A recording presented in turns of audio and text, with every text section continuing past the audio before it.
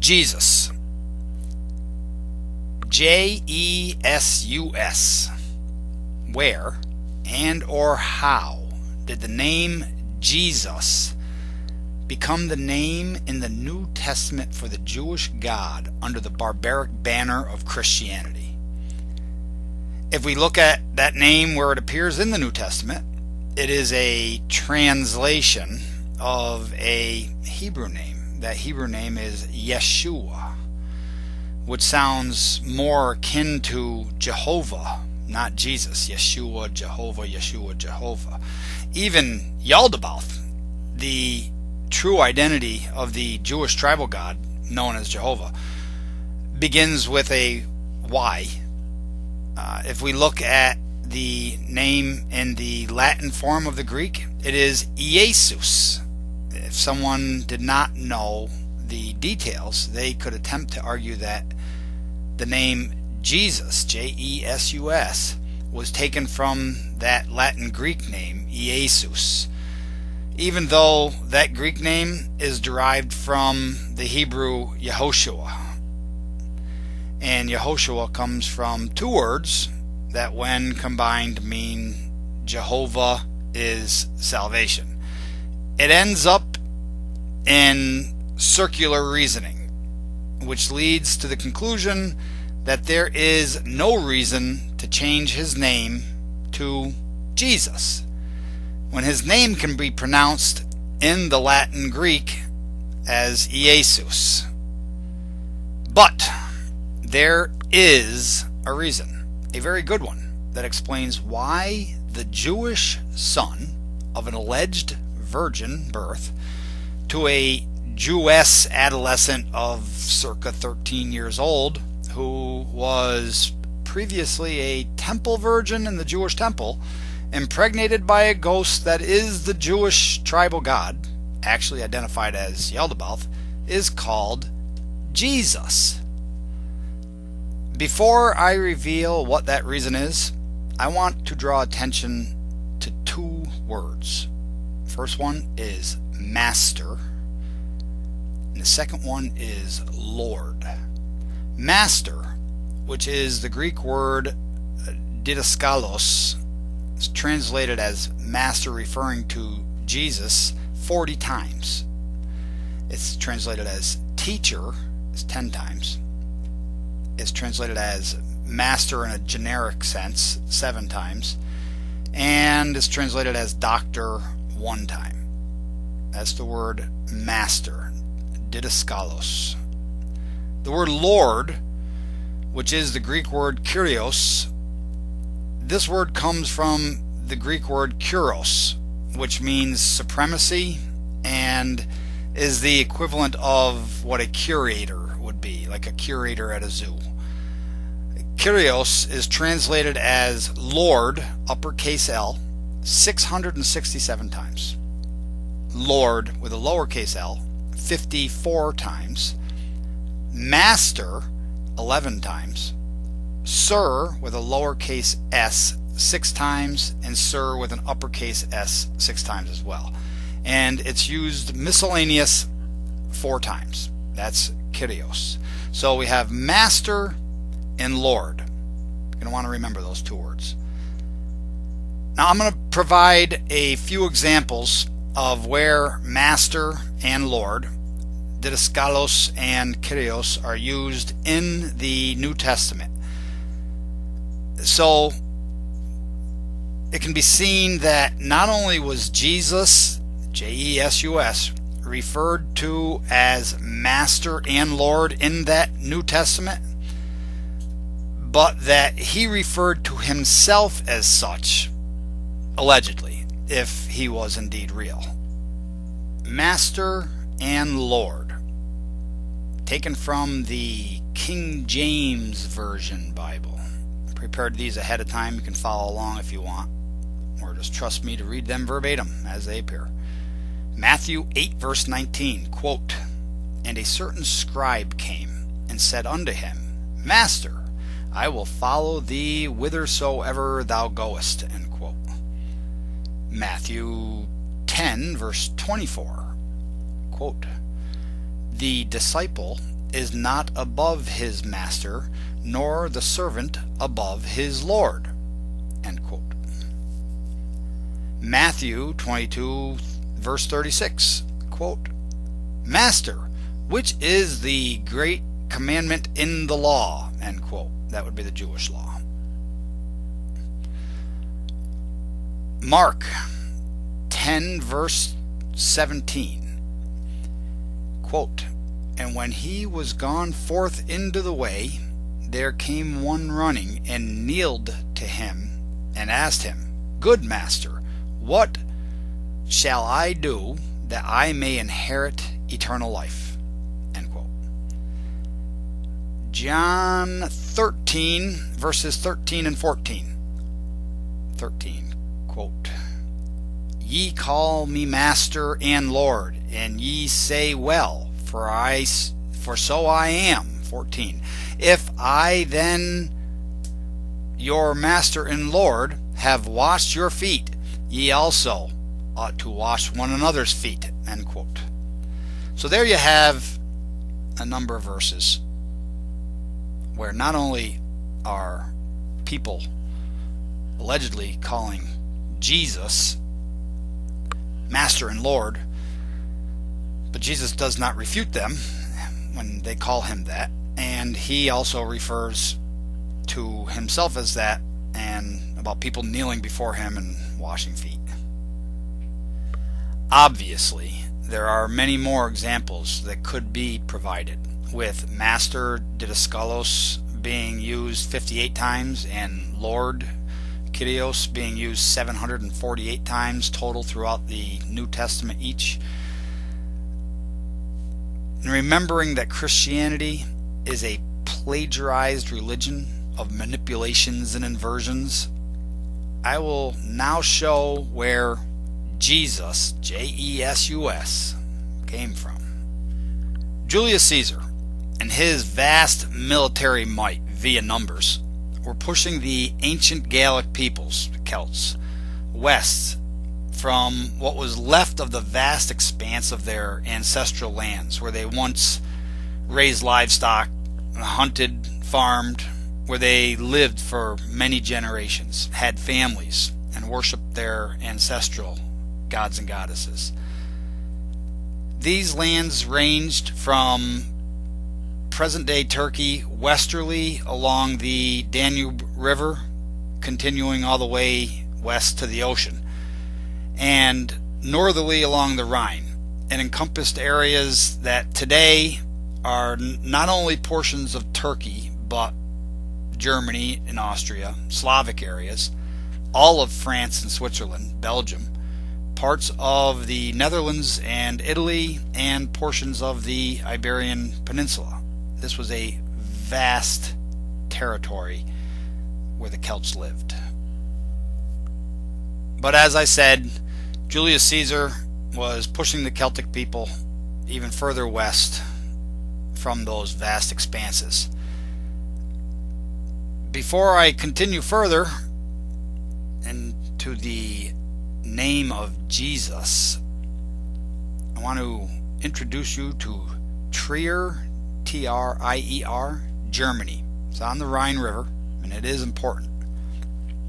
This is taken from the Encyclopedia Britannica. I apologize in advance for any mispronunciations.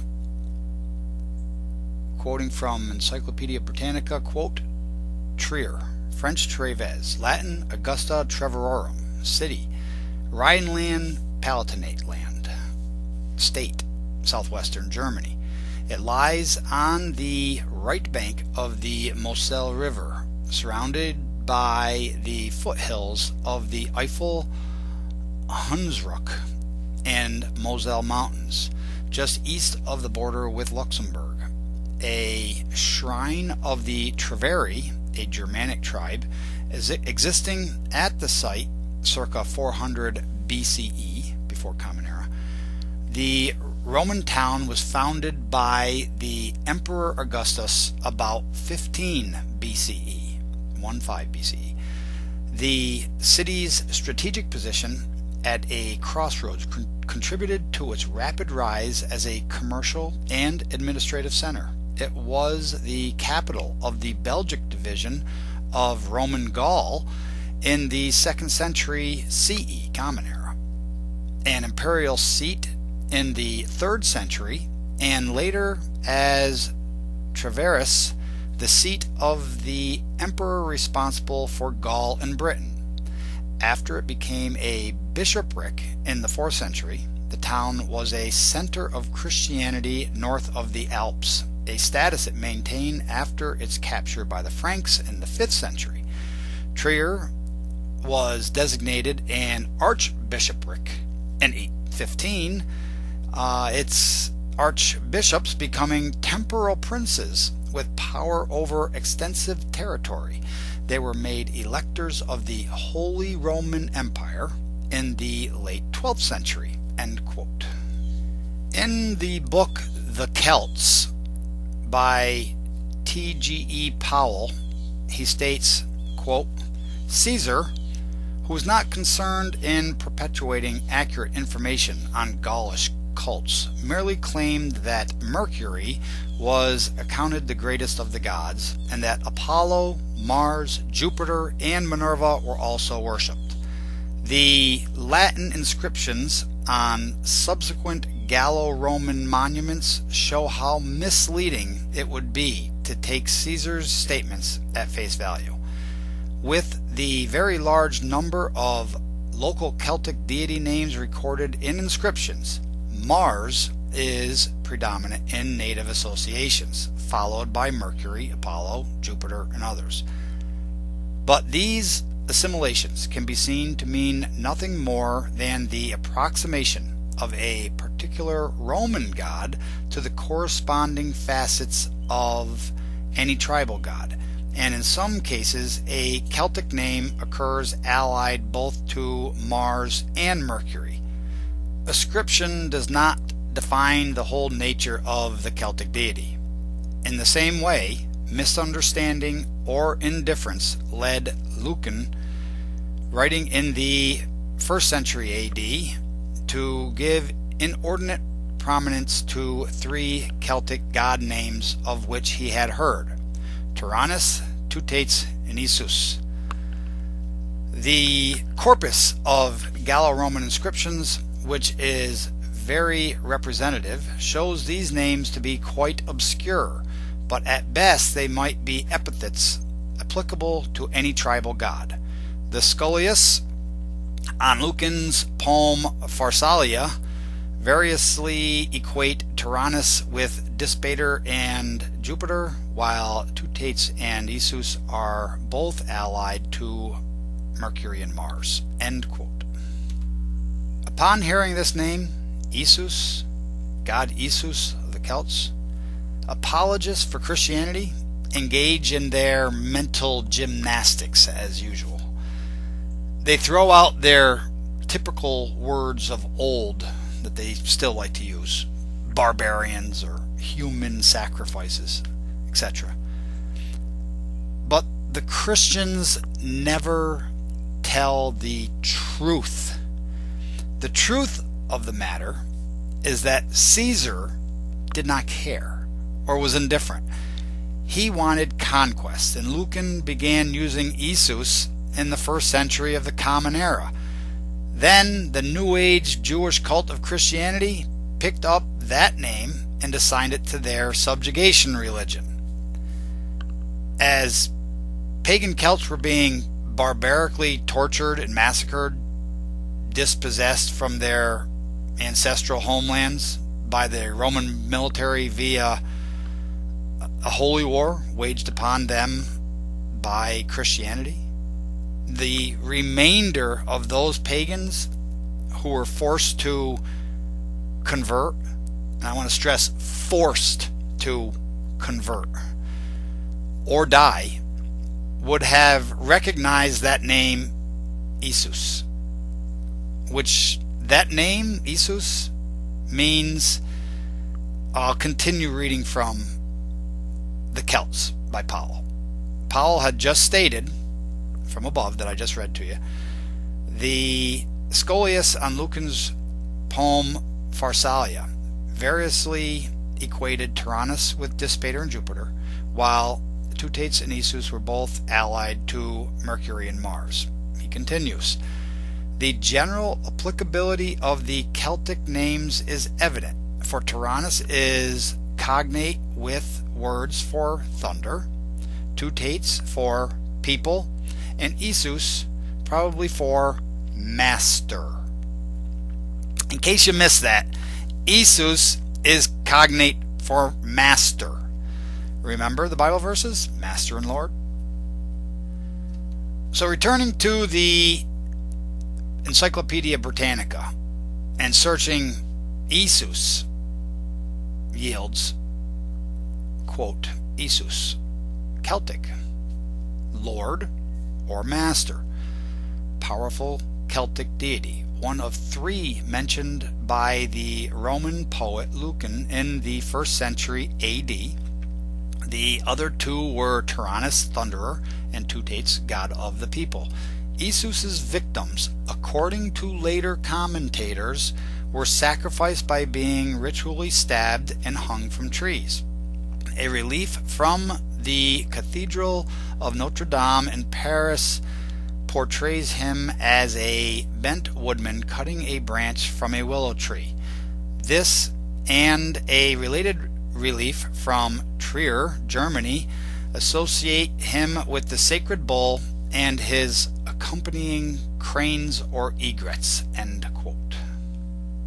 So Mr. Powell, in his book The Celts, brought us to the point where he introduced Esus as a god name, a tribal god, not well known, that Lucan had written about, and his name means, well, he says probably means master. The Encyclopedia Britannica says that it does mean master, but means also Lord and or master. So focus on what the Encyclopedia Britannica says about God Esus and his alleged victims. Quote, remember it said, quote, Esus's victims, according to later commentators. And then it goes on. That is interesting, because when you listen to these Christian apologists talk, they kind of leave that part out. These later commentators, who were they? However, notice that from the Encyclopedia Britannica, God Esus was a carpenter, woodcutter, portrayed as a bent woodman, just like Jesus, Esus, was allegedly a carpenter. All they did was put a J in front of it. Also, according to later commentators, Esus's victims were sacrificed, just like Jesus was allegedly sacrificed for everyone on earth. Also, according to later commentators, Esus's victims were hung from a tree, just like Jesus was allegedly hung from a tree, crucified. Some Christians are even saying now that it wasn't a cross, it was an actual, just a beam hung up into a living tree. That's interesting. And what happened when, allegedly, when Jesus was allegedly hanging on that tree or cross? Yes, he was ritually stabbed. Also, we have the cutting the limb off of a tree native to the Celts, and allegedly Jesus would be grafting them into a foreign Jewish tree, a false tree. Remember Romans 11, 17, and 18. I won't go into a lot of detail here. I've covered this in my culture video. But Romans 11, 17, and 18 says, quote, and if some of the branches be broken off, and thou being a wild olive tree wert graft in among them, and with them partakest of the root and fatness of the olive tree. Boast not against the branches, but if thou boast, thou bearest not the root, but the root thee. End quote. So you see, every facet of God Esus that was attributed to him by later commentators was incorporated into the New Testament Bible, the subjugation religion of a foreign false god with a foreign false tree. The plagiarisms and manipulations by Christianity are obvious. Recalling the map of Trier, Germany, the Encyclopedia Britannica states that a relief in Trier, Germany associates him with a sacred bull. Obviously, the Celtic god Esus was known to these people, otherwise there would not have been any artwork in their areas. The name Esus, Lord and Master, was plagiarized by Christianity and changed to put a J in front of it, Jesus, as well as the theft of those Lord and Master attributes or titles. As I already quoted the Encyclopedia Britannica and what is said pertaining to Trier, if you recall, quote, the city's strategic position at a crossroads contributed to its rapid rise as a commercial and administrative center.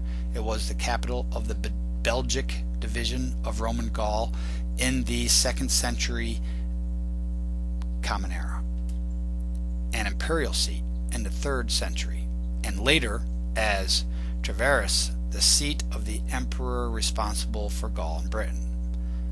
After it became a bishopric in the 4th century, the town was a center of Christianity north of the Alps, a status it maintained after its capture by the Franks in the 5th century. Trier was designated an archbishopric in 815, its archbishops becoming temporal princes with power over extensive territory. They were made electors of the Holy Roman Empire in the late 12th century. End quote. This location, Trier, was important. It was important to the pagan cults. It was important to pagan Rome, and it was important to Judeo-Christianity.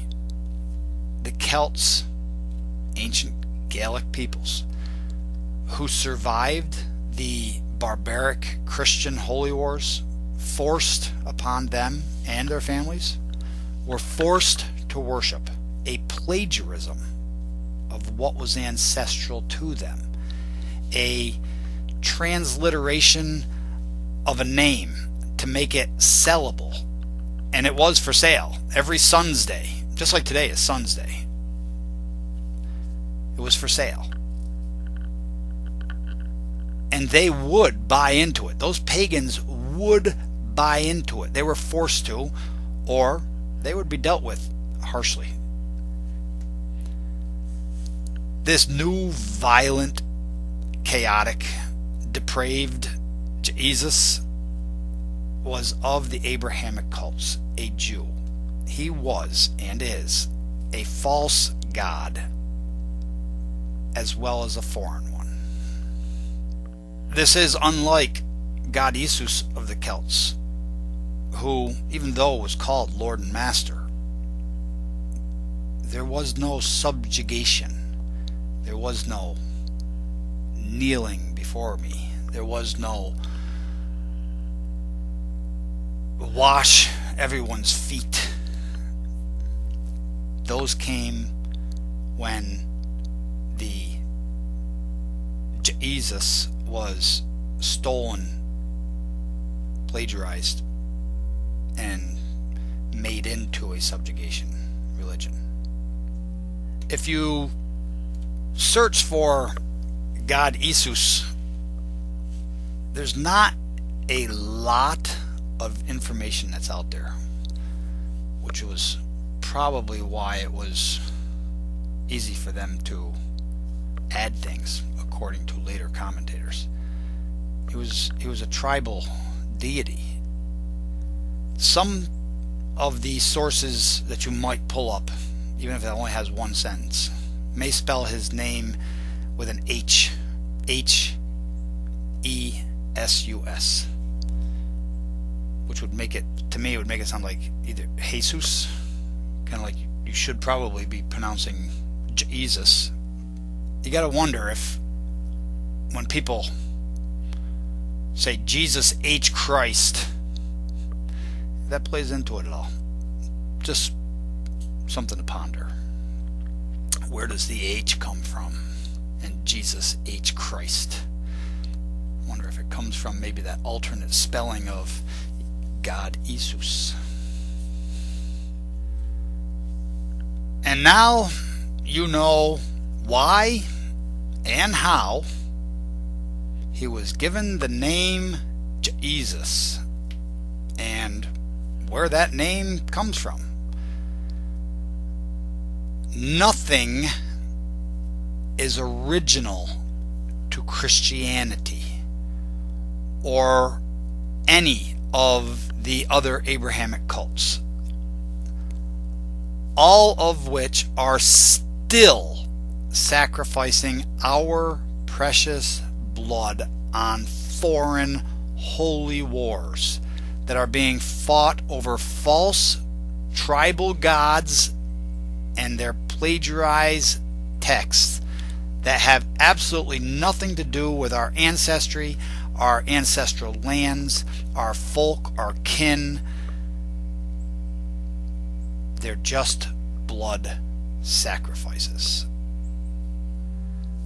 I have discussed in my Tecto Sages writing Nemetin and Drunemetin, which is holy place of the oak, as well as goddess Nemetona, and in my writing titled 144,000 discussing Dru, D-R-U, from which the Greek word dendron comes from.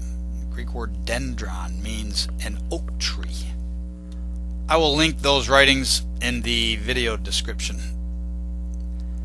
In mentioning Nemeton, N-E-M-E-T-O-N, it is necessary to have a visual understanding where some of these holy places were located.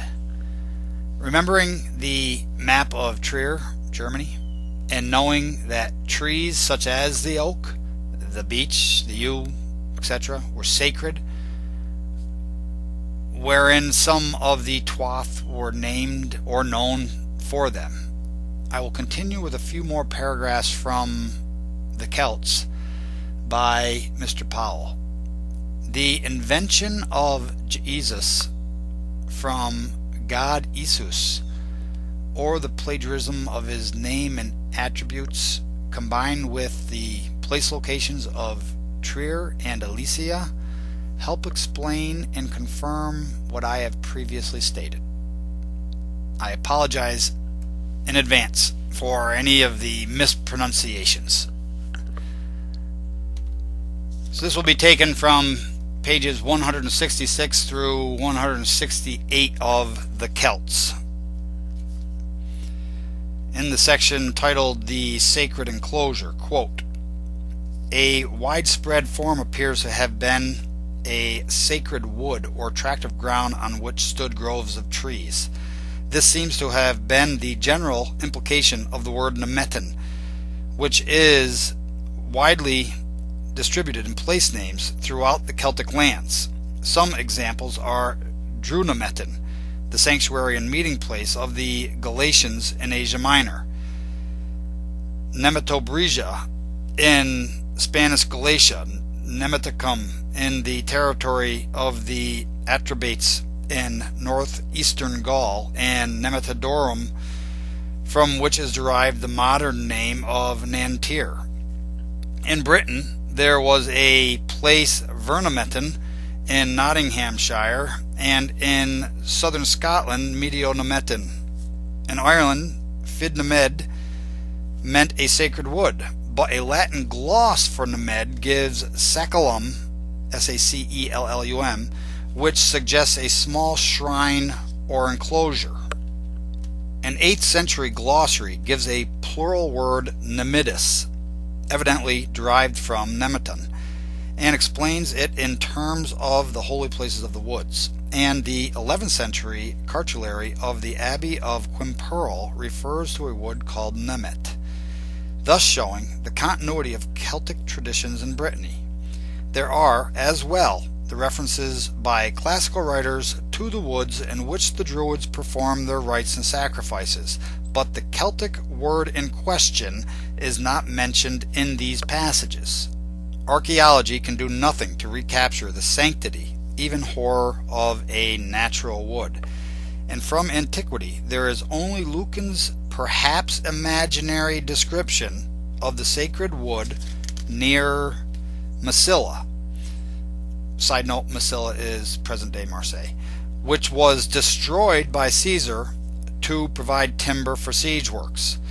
Lucan's word picture of rotting wooden idols and branches smeared with human blood is graphic enough, but whether it is true, that is, of a genuinely Celtic cult, or based on an account from elsewhere, it is impossible to tell. I'll be continuing that. That's the end of that paragraph right there. I'll be continuing that in a moment. I just want to address a couple things that he said right there briefly. First, I just want to address that he said even the horror of a natural wood. Maybe he grew up in a city where there was no trees. I don't know, but I've been in many a vast wilderness. I did not find them to be horror-filled. And also note, he says, Lucan's perhaps imaginary description, and then in that same paragraph, turn the page over on page 168, he says, but whether it is true. With those few areas pointed out, we'll continue with his next paragraph. Quote, it seems indeed that Nemeton may have come to have had a very wide application, and there are two categories of sites, in addition to woods, that may have been so called. Firstly, there were the places at which the seasonal gatherings of the Tuath, or tribe, took place. The Galatian Centre, Drunemeton, and the various royal sites in Ireland, even Macha, Tara, and Cruachan, and others, are possible examples. These popular foregatherings could not have been conveniently held within a wood, as races, games, and public meetings of various kinds were all essential elements of these festivals. In Ireland, one finds that the traditional sites are, in fact, more remarkable for their funerary monuments than for signs of habitation or defense. And in the literature, it is the grave mounds that are remembered and shown to have been the reason for the celebration at that place. Interjection again. It appears as though we have a definite ancestral worship going on at these festivals, taking place at these Nemetons, where there was races, games, and public meetings going on, and the horror of the woods, obviously. Not to lead anyone to think or believe that all of these sites were burial places, funerary. Jumping forward to page 170, Powell states, quote, before discussing some of the few archaeological sites which throw any light on these two categories of sacred places, the other one was the Sacellum, if you remember, it should be said that we are not justified in concluding that all Celtic sanctuaries were fundamentally places of burial, as has sometimes been done. There is no indication that such sacred woods as we have evidence of were used in this way, nor is there any from a small Iron Age shrine at Filford in Berkshire, nor from the circular wooden buildings taken to have been a shrine at St. Margaretin am Silberberg in Austria. This is also to be considered the testimony of native-style temples erected under Roman rule where, although some may indeed enhance an ancestral tomb, others can be shown to have had no funerary connections." End quote.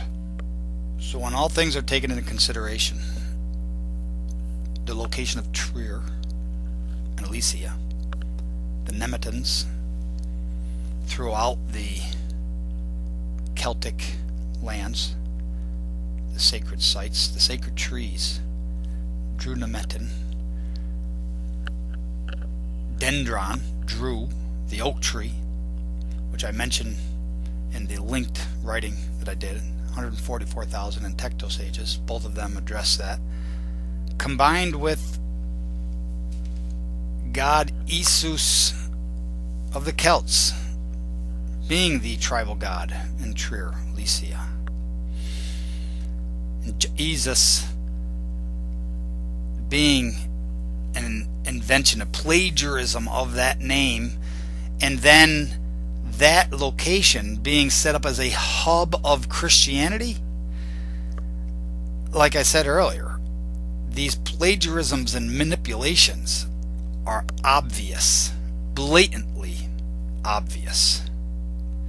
Lastly, as a finishing thought to leave you with, Trier, Germany, is the birthplace of the Judeo-Christian Saint Ambrose, born circa 339 Common Era, who converted and baptized the Judeo-Christian Saint Augustine. And he's the one that said that the bear is the devil, the ancestral bear of Europeans. And Trier is also the birthplace of Karl Marx, 1818, the Jewish author of the Communist Manifesto, who allegedly adopted the Judeo-Christian belief. Now you know the truth that you will never hear from a Christian. Hail our gods and goddesses. Hail our ancestors.